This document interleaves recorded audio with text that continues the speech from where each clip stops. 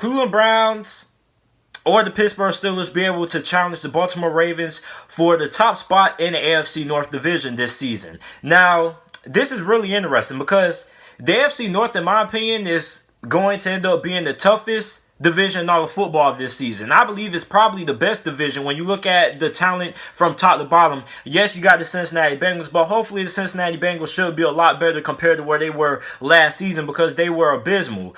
Now you look at the Cleveland Browns. The Cleveland Browns was a team that a lot of people were really high on, including myself. I thought they could have ended up going 9-7, 10-6 and making the playoffs, but they didn't end up making it. One reason was because they were poorly coached by Freddie Kitchens. He didn't know how to use Odell Beckham and Jarvis Landry. And the second reason was because of Baker Mayfield kind of regressed in his sophomore year. He suffered from what people call the sophomore slump.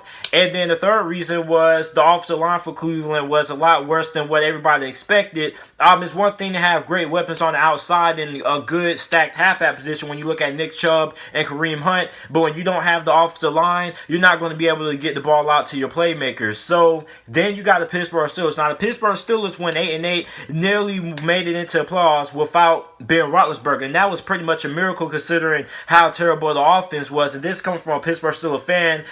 Mason Rudolph had a great arm, but dude was inaccurate. He couldn't hit nobody to save his freaking life. I've seen Pop Warner quarterbacks with better accuracy than Baker Mayfield. Then you got Duck Hodges.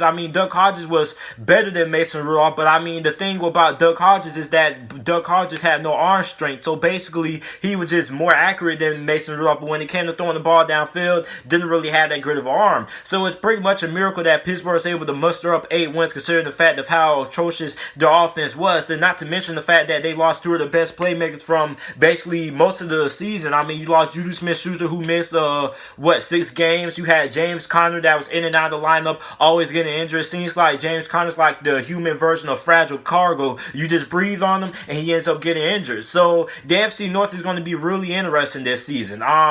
The Cleveland Browns are really improved compared to where they were last season. They signed Austin Hooper. They signed Jock Conklin. So the Cleveland Browns had a really good free agency. They improved and basically all the areas that they needed to. The offensive line is a lot better with Jack Conklin there. Now all they need to do is draft another offensive tackle in this year's NFL draft, and this offensive line will be really, really good. And then you also signed Austin Hooper.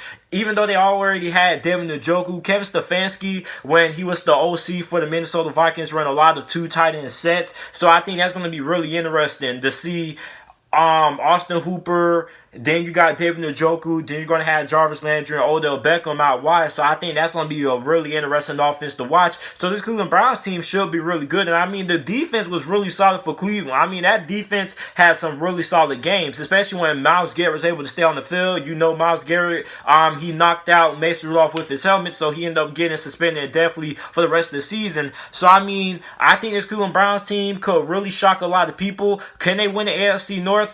I think it's a possibility, but I think Pittsburgh has a good chance to win the AFC North with Ben Roethlisberger returning. A lot of people keep saying that Pittsburgh doesn't have no good wide receivers at all. That's false. Deontay Johnson was probably the 3rd best rookie wide receiver in the NFL, had 600 receiving yards. He had a good amount of receptions and also had 6 touchdowns as well. He was pretty much the offensive MVP for the Pittsburgh Steelers. Then you also got James Washington, who also broke out as well. And then you're going to have Eric Ebron, who the Pittsburgh Steelers brought in on a 2-year deal, and I was really shocked at the fact that Pittsburgh was able to sign a guy like Eric Ebron, considering the fact that Pittsburgh isn't really an organization that really shops heavily in free agency. And then also you got Jalen Samuels, you got James Conner, you got Benny Snell, which is a pretty good trio at the halfback position. And also you got Pittsburgh, who probably has one of the best offensive lines in the NFL. Then you got the reigning AFC North champions for the past couple of seasons, the Baltimore Ravens. You got the reigning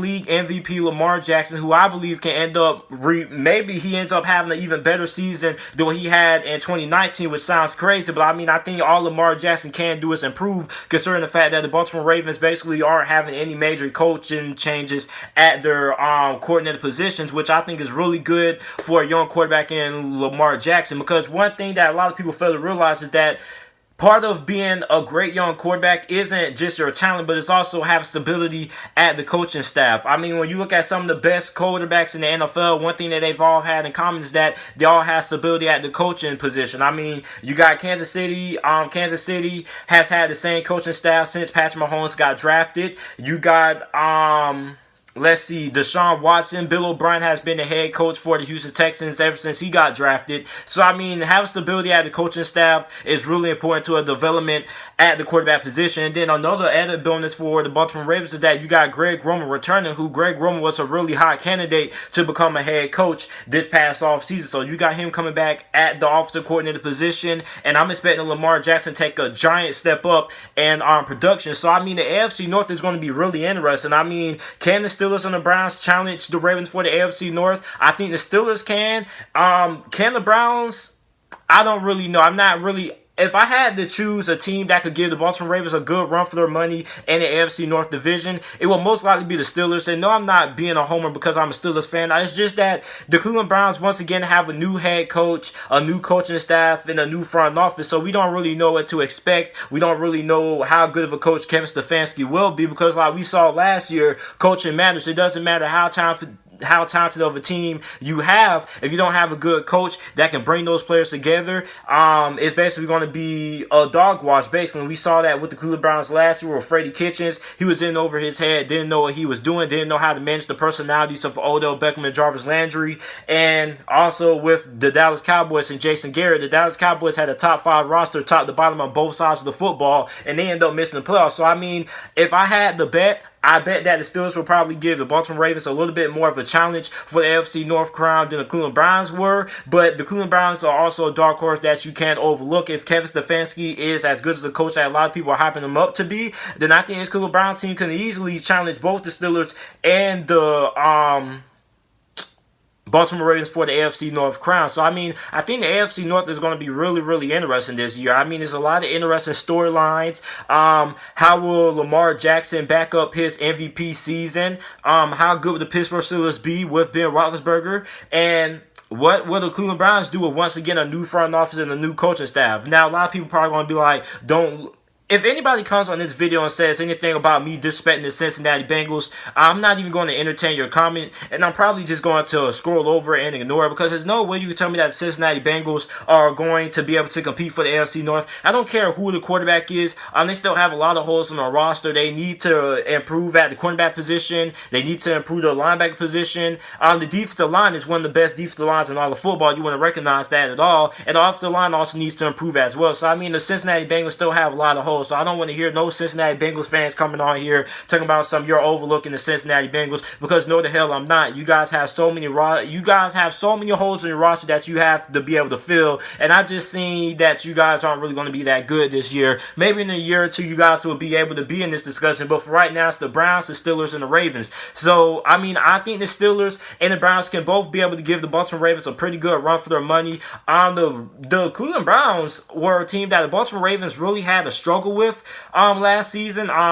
They had that one victory that the Cleveland Browns just absolutely surprised everybody. They just steamrolled the Baltimore Ravens because they were able to just run the ball at will. So, I mean, the Browns have been able to give the Baltimore Ravens a little bit of some competitive games. For the Pittsburgh Steelers, basically the Ravens beat them with basically their second string and third stringers in the last game of the season. So, I mean, we know how that's going to turn out if Ben Roethlisberger isn't able to go. But, I mean, when Pittsburgh played the Baltimore Ravens the first go around, and Mason Rudolph got knocked out the game was pretty close until Mason Rudolph got knocked out of the game, and then Juju Smith-Schuster fumbled. The Baltimore Ravens capitalized off it, and they ended up winning the football game. So, I mean, with Ben Roethlisberger back, I'm really interested in seeing how good the Pittsburgh Steelers will be, and I think this offense will be really solid considering the weapons that the Pittsburgh Steelers have on the wide receiver position and from the offensive line and halfback standpoint. But, I mean, this Baltimore Ravens defense, you can also say that this Baltimore Ravens defense took a step up compared to where this defense was last season. The Ravens had a pretty nice defense, but I think even this year, this defense is going to be a lot better, especially with the addition of Calais Campbell. I know Calais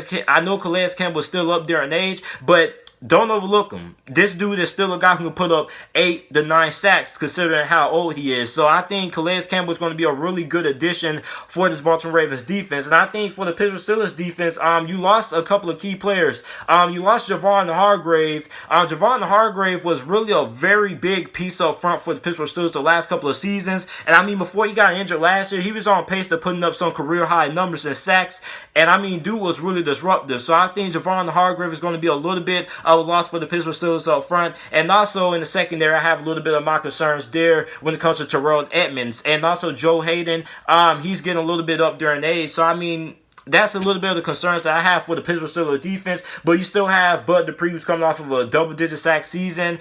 He got the franchise tag. You also got T.J. Watt, who was an all-pro at 2 different positions, defensive end and offensive linebackers. Only 3 different players in NFL history have been able to do that. So, I mean, this Pittsburgh Steelers team, if I had to bet my money, would have the best chance of challenging the Baltimore Ravens for the AFC North crown. So, let me know who you guys think ends up winning the AFC North division in 2020. And which one of the 2 teams that I mentioned could challenge the Baltimore Ravens for the AFC North, the Browns or the Steelers.